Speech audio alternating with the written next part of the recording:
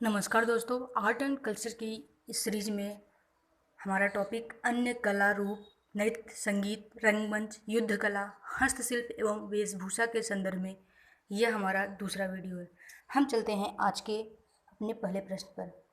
भारत के सांस्कृतिक इतिहास के संदर्भ में नृत्य एवं नाट्य कला की एक मुद्रा जिसे त्रिभंग कहा जाता है, प्राचीन काल से आज तक भारतीय कलाकारों को अति प्रिय रही है। निम्नलिखित में से कौन सा एक कथन इस मुद्रा को सर्वोत्तम रूप में वर्णित करता है? इसका आंसर हो जाएगा ए। यह एक पाँव मोड़ा जाता है और देह थोड़ी किंतु विपरीत दिशा में कटी एवं ग्रीवा पर वक्र की जाती है। आप इसकी व्याख्या देख सकते हैं। भारतीय नाट्य परंपरा में त्रिभंग मुद्रा के तहत ऐसी आकृति बनाई जाती है जिसमें एक पैर मोड़ा जाता है तथा देह कटी एवं ग्रीवा पर वक्र की जाती है। त्रिभंग मुद्रा का प्रयोग पारंपरिक भारतीय मूर्ति कला में किया जाता है। इस मुद्रा में एक पाँव मोड़ा जाता है और देह थोड़ी किंतु विपरीत दिशा में कटी एवं ग्रीवा पर वक्र की जाती है। ओडिसी नृत्य गतिविधि की तकनीकियाँ दो आधारभूत मुद्राओं चौक और त्रिभंग के आसपास निर्मित होती हैं। त्रिभंग एक स्त्रियोचित मुद्रा है जिसमें शरीर गले, धड़ और घुटने पर मुड़ा होता है। त्रिभंग मुद्रा में शरीर का आकार इस आकार का होता है। अब हम चलते हैं अपने अगले प्रश्न पर। सदियों से भारत में जीवित रही एक प्रमुख परंपरा ध्रुपद के संदर्भ में निम्नलिखित में से कौन से कथन सही हैं? 3 कथन है, आपको बताना है इसमें से कौन सा कथन सही है। ध्रुपद की उत्पत्ति तथा विकास मुगल काल में राजपूत राज्यों में हुआ। आप सोचिए यह कथन सही है या गलत। दूसरा, ध्रुपद प्रमुखतः भक्ति और अध्यात्म का संगीत है। तीसरा, ध्रुपद आलाप मंत्रों से लिए गए संस्कृत अक्षरों पर आधारित है। कथन 2 और 3 सही है जबकि एक गलत है, क्योंकि ध्रुपद की उत्पत्ति तथा विकास मुगल काल से पहले ही हो चुका था, लेकिन मुगल काल में यह अपने पराकाष्ठा को प्राप्त करता है। फिर भी आप इसकी व्याख्या को भी देख सकते हैं। आंसर हो जाएगा ए। इसका आंसर हो जाएगा, इसमें आपको बताना है निम्नलिखित कूटों के आधार पर सही उत्तर चुनिए। एक एक दो, एक दो तीन, 2 और 3 आपको बताना था कौन से कथन सही हैं। तो 2 और 3 सही हैं जबकि एक गलत है। अब हम चलते हैं अपने अगले प्रश्न पर। नहीं, आप व्याख्या भी देख सकते हैं इसके संदर्भ में। ध्रुपद की उत्पत्ति मुगल काल से पूर्व ही हो चुकी थी। मुगल काल में यह अपनी पराकाष्ठा पर पहुंचा। भरत मुनि के नाट्य शास्त्र के अनुसार वर्ण, अलंकार, गान क्रिया, यति, वाणी, लय आदि जहाँ ध्रुव रूप में परस्पर संबद्ध रहे उन गीतों को ध्रुवा कहा गया। जिन पदों में उक्त नियम का निर्वाह हो रहा हो उसे ध्रुपद अथवा ध्रुपद कहा जाता है। शास्त्रीय संगीत के पद, ख्याल, ध्रुपद आदि का जन्म ब्रजभूमि में होने के कारण इन सब की भाषा ब्रज है और ध्रुपद का विषय समग्र रूप से ब्रज का रास ही है। कालांतर में मुगल काल में उर्दू की शब्दावली का प्रभाव भी ध्रुपद रचनाओं पर पड़ा। यह आलाप मंत्रों से लिए गए संस्कृत अक्षरों पर आधारित है। स्वामी हरिदास जी ने सर्वप्रथम इनके वर्गीकरण का शास्त्रीकरण का प्रयास किया था। तो यह कथन यह स्टेटमेंट आपको याद रखना है कि स्वामी हरिदास जी ने सर्वप्रथम ध्रुपद के वर्गीकरण व शास्त्रीकरण का प्रयास किए। ध्रुपद की मूल उत्पत्ति वैदिक काल में देखी जा सकती है। आधुनिक ध्रुपद संभवतः ग्वालियर क्षेत्र में विकसित हुआ तथा 16वीं शताब्दी में यह लोकप्रियता के शिखर पर पहुंच गया। आजकल के समय में ध्रुपद एकल गायक या गायकों के एक समूह द्वारा पखावज या मृदंगम की थाप पर गाया जाता है, जबकि पहले तबले का प्रयोग किया जाता था। तो यह स्टेटमेंट आपको याद रखना है। इस तरह से बना सकता है कि आज भी यह तबले का प्रयोग करता है, या किस तरह से सेंटेंस बना देगा और आपको यह सही याद करना होगा, फिर उसके बाद सही करना होगा आंसर। चलते हैं अपने अगले प्रश्न पर। कुचिपुड़ी तथा भरतनाट्यम नृत्यों के बीच क्या भेद है? 2 कथन दिया है, इसमें से आपको बताना है कुचिपुड़ी और भरतनाट्यम में अंतर क्या है। तो कुचिपुड़ी नृत्य में नर्तक प्रासंगिक रूप से कथोपकथन का प्रयोग करते हैं, जबकि भरतनाट्यम में कथोपकथन का प्रयोग नहीं किया जाता है। यह कथन आपका सही है। कुचिपुड़ी नृत्य में प्रासंगिक जो रूप होता है उसमें कथोपकथन देखा जा सकता है, जबकि भरतनाट्यम में इसकी अनुपस्थिति होती है। दूसरा, पीतल की तस्तरी की धार पर पाद रख नृत्य करने की परंपरा भरतनाट्यम की विशिष्टता है, जबकि कुचिपुड़ी नृत्य में इस प्रकार की क्रियाओं का कोई स्थान नहीं है। यह कथन आपका गलत है, क्योंकि पीतल की तस्तरी की धार पर पैर रखकर नृत्य करने की परंपरा भरतनाट्यम और कुचिपुड़ी नृत्य दोनों में देखा जा सकता है। आप इसकी व्याख्या देख सकते हैं। कुचिपुड़ी नृत्य में भी पीतल की तस्तरी का प्रयोग किया जाता है। कुचिपुड़ी आंध्र प्रदेश की प्रसिद्ध नृत्य शैली है। इस नृत्य का नाम कृष्णा जिले में स्थित कुचिपुड़ी गांव के नाम पर पड़ा। कुचिपुड़ी नर्तक चपल व द्रुत गति से युक्त एक खास वर्तुलता लिए भंगिमाओं का अनुक्रम प्रस्तुत करते हैं और इस नृत्य में पद संचालन में उड़ान की प्रचुर मात्रा होती है। कर्नाटक संगीत के साथ प्रस्तुत किया जाने वाला यह नृत्य कई दृष्टियों से भरतनाट्यम के साथ समानता रखता है, परंतु कुचिपुड़ी नृत्य में नर्तक प्रासंगिक रूप से कथोपकथन का प्रयोग करते हैं, जबकि भरतनाट्यम में कथोपकथन का प्रयोग नहीं किया जाता। एकल प्रस्तुति में कुचिपुड़ी में जाति स्वरम और तिल्लाना का सन्निवेश होता है, जबकि इसके नृत्यम प्रारूप में कई संगीतबद्ध रचनाओं का द्वारा भक्त के भगवान में लीन हो जाने की अभिप्सा का प्रदर्शन होता है। इसके एक खास प्रारूप तरंगम में नर्तकी थाली के किनारों पर नृत्य करती है, साथ ही हाथों में एक जलपात किंदी को भी संतुलित रखती है, अतः स्पष्ट है कि इसमें भी तस्तरी क्रियाओं का प्रयोग होता है। अब चलते हैं अपने अगले प्रश्न पर। मान कौतूहल निम्नलिखित में से किससे संबंधित है? आपको बताना यह संगीत यंत्र से, संगीत पद्धति आधारित रचना, एक वाद्य यंत्र या इनमें से कोई नहीं। तो आप जानते होंगे इसका आंसर हो जाएगा बी। मान कौतूहल संगीत पद्धति आधारित रचना से संबंधित है। इनके बारे में कुछ और भी बताऊं तो मान कौतूहल एक प्रकार की संगीत से संबंधित रचना है जिसे ग्वालियर के राजा मानसिंह के तत्वाधान में तैयार किया गया था। इसमें मुसलमानों द्वारा भारतीय संगीत में दाखिल की गई सभी पद्धतियों का वर्णन है, इसलिए आपका क्वेश्चन नंबर 14 का आंसर हो जाएगा बी। चलते हैं, या आप इसकी व्याख्या भी देख सकते हैं, स्क्रीनशॉट रख सकते हैं। चलते हैं हम अपने अगले प्रश्न पर। विनोदिनी दासी किस क्षेत्र से संबंधित थी? तो आपको बताना है राजनीति से, रंगमंच से, चित्रकला से, गायन से। इसका आंसर हो जाएगा बी, यह रंगमंच से संबंधित। विनोदिनी दासी 1863 से 1941 का संबंध बंगाली रंगमंच से था, और यह भी आपको याद रखना है इनका संबंध बंगाली रंगमंच से था, न कि महाराष्ट्र, उड़िया या कहीं और का। और कुछ जानना इनके बारे में तो इन्होंने स्टार थिएटर कलकत्ता की स्थापना 1883 में मुख्य भूमिका निभाई।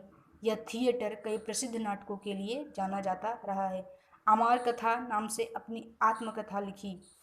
अब आप इसकी व्याख्या देख सकते हैं, स्क्रीनशॉट रख सकते हैं। हम चलते हैं अपने अगले प्रश्न पर। भरतनाट्यम के संदर्भ में निम्नलिखित कथनों पर विचार कीजिए। 3 कथन दिया है, आपको बताना है इसमें से कौन से कथन सही नहीं है। भरतनाट्यम ईश्वर के आशीर्वाद के लिए की जाने वाली स्तुति मंगलम से शुरू होता है।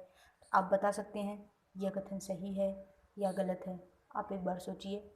हम देखते हैं दूसरा। यह तमिलनाडु की शास्त्रीय नृत्य कला है। 19वीं शताब्दी की तंजौर चौकड़ी इससे संबंधित है। तो आप समझ गए होंगे कथन 2, कथन 3 सही है, जबकि कथन 1 गलत है। क्यों? क्योंकि भरतनाट्यम में यह ईश्वर के आशीर्वाद के लिए की जाने वाली स्तुति मंगलम पर समाप्त होता है, न कि शुरू होता है। फिर भी आप इसकी व्याख्या देख सकते हैं। भरतनाट्यम तमिलनाडु की 2000 वर्ष पुरानी शास्त्रीय नृत्य कला है। नंदिकेश्वर रचित अभिनय दर्पण, अब ये स्टेटमेंट आपको याद रखना होगा। अभिनय दर्पण किसने लिखा? नंदिकेश्वर। भरतनाट्यम नृत्य की तकनीक तथा शरीर की मुद्रा संबंधी पाठ्य सामग्री के मुख्य स्रोतों में से एक माना गया है। भरतनाट्यम एक आहार्य के तौर पर जाना जाता है, जिसमें एक नर्तक एक ही नृत्य के दौरान कई भूमिकाएं निभाता है। भरतनाट्यम की प्रस्तुति तिल्लाना से समाप्त होती है, जिसका उद्गम हिंदुस्तानी संगीत के तराना में है। इस प्रस्तुति का समापन अच्छे से तैयार की गई लयबद्ध रेखाओं की श्रृंखला से पहुँचे शिखर पर होता है। ईश्वर के आशीर्वाद के लिए की जाने वाली स्तुति मंगलम के साथ प्रस्तुति का समापन होता है। साथ देने वाले कलाकार समूह में एक गायक, एक मृदंगम वादक, वायलिन वादक या वीणा वादक, एक बांसुरी वादक और एक मंजीरा वादक शामिल होते हैं। नृत्य के लिए गायन करने वाले व्यक्ति को नट्टू वानर कहते हैं।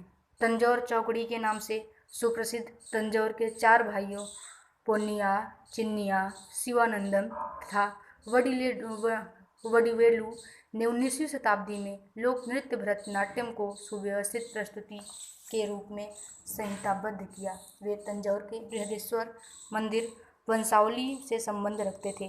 उन्हें राजा सरफोजी द्वारा संरक्षण प्रदान किया गया था। इस प्रकार यह भरतनाट्यम नृत्य से संबंधित है। अब चलते हैं हम अपने अगले प्रश्न पर। निम्नलिखित कथनों पर विचार कीजिए। 2 कथन दिया है, आपको बताना है इसमें से कौन सा कथन सही है। नाट्य नृत्य रूप यक्षगान और तेयम स्थानीय नायकों, राजाओं और देवताओं का गुणगान करते हैं। तो आप जानते होंगे यह कथन सही है।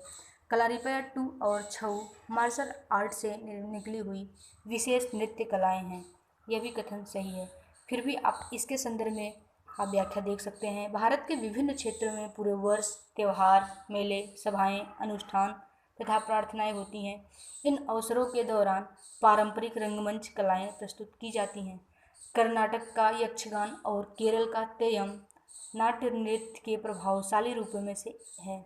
ऊपर बताई गई ये सभी नृत्य कलाएं स्थानीय नायकों, राजाओं और देवताओं का गुणगान करती हैं। मार्शल आर्ट कला रूप को पूरे देश में अर्ध नृत्य कला के रूप में शैलीबद्ध किया गया है।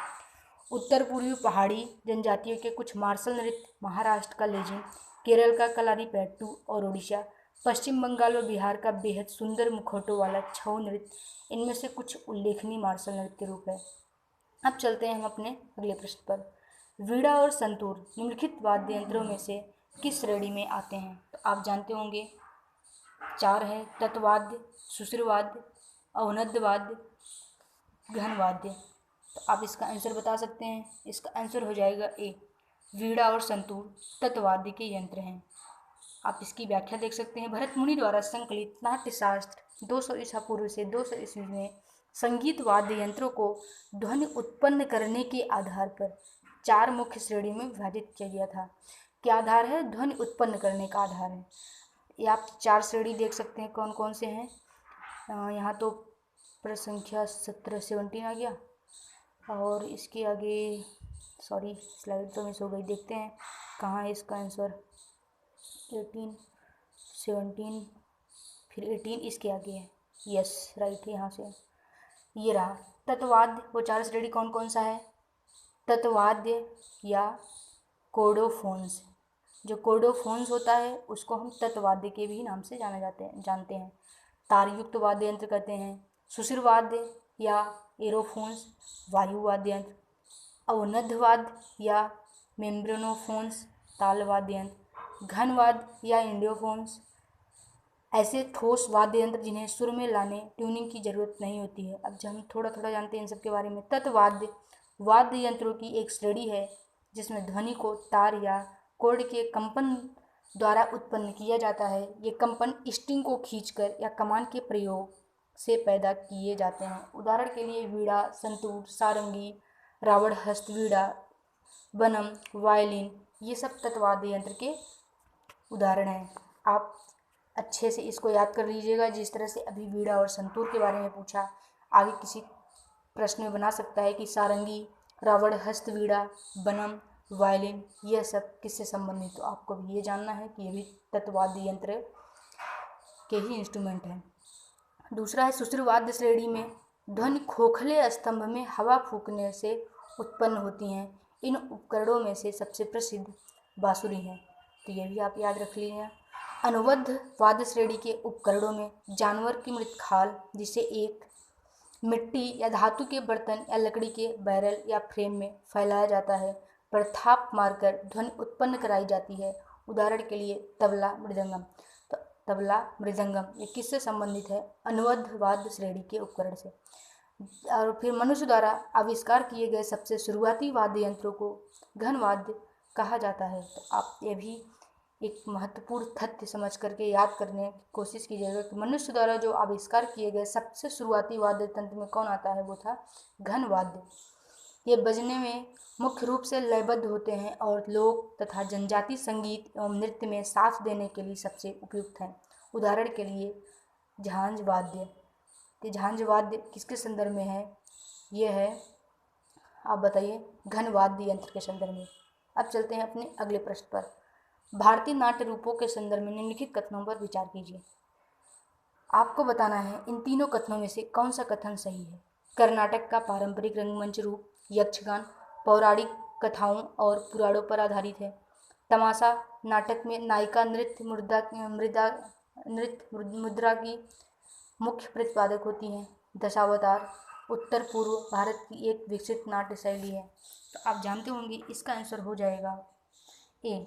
1 और 2 सही है, जबकि तीसरा कथन ये स्टेटमेंट गलत है। क्यों? क्योंकि दशावतार उत्तर पूर्व नहीं बल्कि कोंकण और गोवा क्षेत्र से संबंधित है। ये वहाँ की एक नाट्य शैली है। कहाँ की? कोंकण और गोवा क्षेत्र की, ना कि उत्तर पूर्व भारत की। फिर भी आप इसकी व्याख्या देख सकते हैं। पारंपरिक नाट्य के विभिन्न रूप। कर्नाटक का पारंपरिक रंगमंच यक्षगान पौराणिक कथाओं तथा पुराणों पर आधारित है। इसका सुप्रसिद्ध प्रसंग महाभारत से है। उदाहरण के लिए द्रौपदी स्वयंवर, सुभद्रा विवाह इत्यादि। तमाशा महाराष्ट्र का पारंपरिक लोक नाट्य रूप है। ये गोंधल, जागरण और कीर्तन जैसे लोक नाट्य रूपों से विकसित हुआ है। तमाशा में नायिका नृत्य प्रदर्शन की मुख्य प्रतिपादक होती है, उसे मुर्की कहा जाता है। दशावतार में कलाकार संरक्षण और सृजन के देवता विष्णु के 10 अवतारों को व्यक्त करते हैं। 10 अवतार है मत्स्य मछली, कछुआ, वराह, सूअर, नृसिंह सिंह, मनुष्य, वामन, बौना, परशुराम, कृष्ण, बुद्ध और कल्कि। विशिष्ट श्रृंगार के अलावा कलाकार लकड़ी और पेपर मैश कागज की लुगदी से बने हुए मुखौटे पहनते हैं। यह कोंकण और गोवा क्षेत्र का सबसे विकसित नाट्य रूप है, न कि उत्तर पूर्व भारत का। अब चलते हैं अपने अगले प्रश्न पर। अमीर खुसरो के संदर्भ में निम्नलिखित कथनों में से कौन सा कथन सही है? उन्होंने सनम नामक राग बनाया। उन्होंने हिंदू और ईरानी प्रणाली को मिलाकर सुगम संगीत की एक शैली कव्वाली विकसित की। सितार के आविष्कार का श्रेय उन्हें दिया जाता है। तो आपको बताना है कौन सा कथन सही है। इसका तो तीनों ही कथन सही है। 1, 2, 3 तीनों ही कथन सही है। उन्होंने सनम नामक राग भी बनाया था। तो आप जब भी ये गाना गाइए सनम रे, तो आप समझ लेना कि ये राग किसने दिया था? अमीर खुसरो ने। और इसके साथ उन्होंने एक घोर राग और भी दिए। तो इनके 2 घोर राग जान लीजिए, घोर और सनम। फिर भी कुछ इनके बारे में जो कुछ जरूरी है आप जान लीजिए। मध्यकालीन भारत में संगीत, कला और साहित्य तेजी से विकसित हो रहे थे। अमीर खुसरो 1552 से 1325 उस युग के प्रसिद्ध फारसी लेखक थे। उन्होंने घोर और सनम जैसे कई नए रागों की रचना की। हिंदू और ईरानी प्रणालियों को मिलाकर कव्वाली नामक सौम्य संगीत की एक नई शैली भी विकसित की। उन्हें वाद्य यंत्र सितार के आविष्कारक के लिए भी जाना जाता है। तो आप याद रखना, वाद्य यंत्र सितार के आविष्कारक, ना कि किसी और यंत्र के। अब चलते हैं अपने अगले प्रश्न, नहीं अगला प्रश्न के लिए अगली वीडियो का इंतज़ार कीजिए।